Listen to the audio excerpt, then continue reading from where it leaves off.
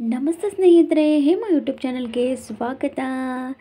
ಏನು ಅಂತ ನೋಡ್ತಾ ಇದ್ದೀರಾ? ಏನು ಜಾಮ್ ಥರ ಕಾಣಿಸ್ತಾ ಇದೆಯಾ ಅಂತ ನೋಡ್ತಾ ಇದ್ದೀರಾ? ಎಸ್, ಇದು ನಿಂಬಿಕಾಯಿ ಉಪ್ಪಿನಕಾಯಿ. ಇದು ಜಾಮ್ ಥರನೇ ಮಾಡ್ಕೊಳ್ಳೋದು. ಹೇಗೆ ಮಾಡ್ಕೊಳ್ಳೋದು ಮತ್ತು ಮಾಡಲಿಕ್ಕೆ ಏನೇನು ಬೇಕು ಅನ್ನೋದು ಈ ವಿಡಿಯೋ ಮುಖಾಂತರ ತಿಳ್ಕೊಳ್ಳೋಣ. ಅದಕ್ಕಿಂತ ಮುಂಚೆ ಇನ್ನೂ ಯಾರು ನನ್ನ ಚಾನಲ್ನ ಸಬ್ಸ್ಕ್ರೈಬ್ ಮಾಡಿಲ್ಲ, ಪ್ಲೀಸ್ ಸಬ್ಸ್ಕ್ರೈಬ್ ಮಾಡಿ. ಓಕೆ, ಬರೀ ಇವಾಗ ಚಾಲೂ ಮಾಡೋಣ ರೀ. ನಾನು ಒಂದು ಮೂರು ನಿಂಬೆಕಾಯಿ ತೊಗೊಂಡೀನಿ ರೀ. ನೀವು ಎಷ್ಟು ಬೇಕಾದರೂ ತೊಗೋಬೋದು ರೀ. ಓಕೆ, ಆಮೇಲೆ ಇದನ್ನು ನೀಟಾಗಿ ಸಣ್ಣಗೆ ಕಟ್ ಮಾಡ್ಕೊಬೇಕು ರೀ. ಈ ಥರ ಕಟ್ ಮಾಡಿಕೊಂಡು ಸ್ವಚ್ಛ ತೊಳ್ಕೊಂಡು ಇಟ್ಕೋರ. ಮತ್ತು ಆಮೇಲೆ ಈ ಥರ ಕಟ್ ಮಾಡಿಕೊಂಡು ಅದರೊಳಗಿರೋ ಬೀಜನೆಲ್ಲ ತೆಗಿಬೇಕು ರೀ. ಪೂರ್ತಿಯಾಗಿ ಬೀಜನೆಲ್ಲ ತೆಗೆದು ಅದರಲ್ಲಿರೋ ರಸನೆಲ್ಲ ಹಾಗೆ ಇರಲಿ ರೀ. ಅವನೇನು ಹಿಡ್ಕೊಳ್ಳೋದು ಏನೂ ಬೇಡ. ಓಕೆ, ಹಾಗೆ ಇರಲಿ. ಆಮೇಲೆ ತೆಗೆದ್ಬಿಟ್ಟು ನಾವು ಇವಾಗ ಏನು ಮಾಡಬೇಕು ಅಂತಂದರೆ ಭಾಳ ಮಸ್ತ್ ಆಗತ್ತೆ ರೀ ಉಪ್ಪಿನಕಾಯಿ. ಬೀಜ ನೋಡಿರಿ, ಬೀಜ ಎಲ್ಲ ತೆಗ್ದಿನಲ್ರಿ. ಇವಾಗ ಬೀಜನೆಲ್ಲ ತೆಗೆದ್ಬಿಟ್ಟು ಇವಾಗ ಮಿಕ್ಸಿ ಜಾರೊಳಗೆ ಇವನ್ನೆಲ್ಲ ಹಾಕ್ಕೋಬೇಕ್ರಿ. ಈ ಥರ ಎಲ್ಲ ಹಾಕ್ಕೊಂಡು ಅದನ್ನು ಸಣ್ಣಗೆ ನುಣ್ಣಗೆ ರುಬ್ಕೊಂಬರ್ಬೇಕು ರೀ. ಓಕೆ, ಈ ಥರ ಎಲ್ಲ ಹಾಕ್ಕೊಂಬೇಡ್ರಿ. ಹಾಕ್ಕೊಂಡು ಇವಾಗ ಮಿಕ್ಸಿ ಜಾರೊಳಗೆ ಇಟ್ಕೊಂಡು ಸಣ್ಣಗೆ ಈ ಥರ ನುಣ್ಣಗೆ ರುಬ್ಕೋಬೇಕ್ರಿ. ನುಣ್ಣಗೆ ರುಬ್ಕೊಂಡು ಆದ್ಮೇಲೆ ರೀ, ಒಲೆ ಮೇಲೆ ಒಂದು ಪಾತ್ರೆ ಇಟ್ಕೊಂಡು ಒಂದು ಕಡಾಯಿ ಇಟ್ಕೊಂಡು ಅದರೊಳಗೆ ಹಾಕಿ ಒಂಚೂರು ಬಿಸಿ ಮಾಡ್ತಾ ಬರ್ರಿ. ಇದನ್ನು ಸ್ವಲ್ಪ ಈ ಥರ ಅಳಗಾಡಿಸ್ಕೊರಿ ಅದನ್ನು. ಓಕೆ, ಈ ಥರ ಅಳಗಾಡಿಸ್ಕೊಂಡು ಅದನ್ನು ಸ್ವಲ್ಪ ಬಿಸಿ ಆಗಲಿ ರೀ.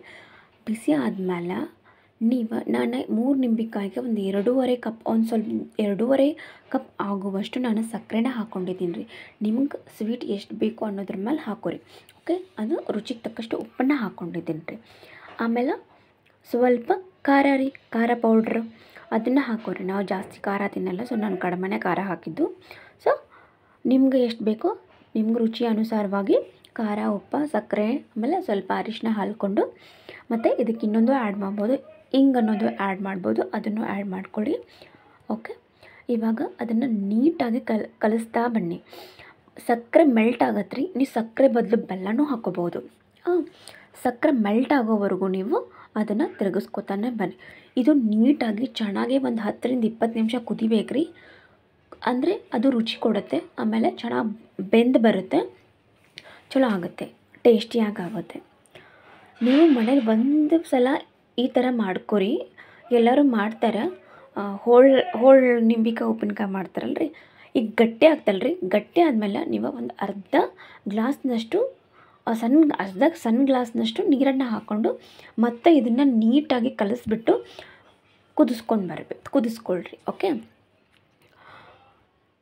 ಈ ಥರ ಒಂದು ಸತಿ ಮಾಡ್ಕೊಂಡು ತಿಂದರೆ ಭಾರಿ ಟೇಸ್ಟ್ ಆಗುತ್ತೆ. ನೀವು ಸಣ್ಣ ಹುಡುಗರಿಗೆಲ್ಲ ಚಪಾತಿ ಈ ಥರ ಚಪಾತಿಗೆಲ್ಲ ಸ್ಪ್ರೆಡ್ ಮಾಡಿ ಸ್ವಲ್ಪ ಎಣ್ಣೆ ಹಾಕೊಂಡು ಕೊಟ್ಟರೆ ತುಂಬ ಟೇಸ್ಟ್ ಆಗಿ ಅವರು ತಿಂತಾರೆ.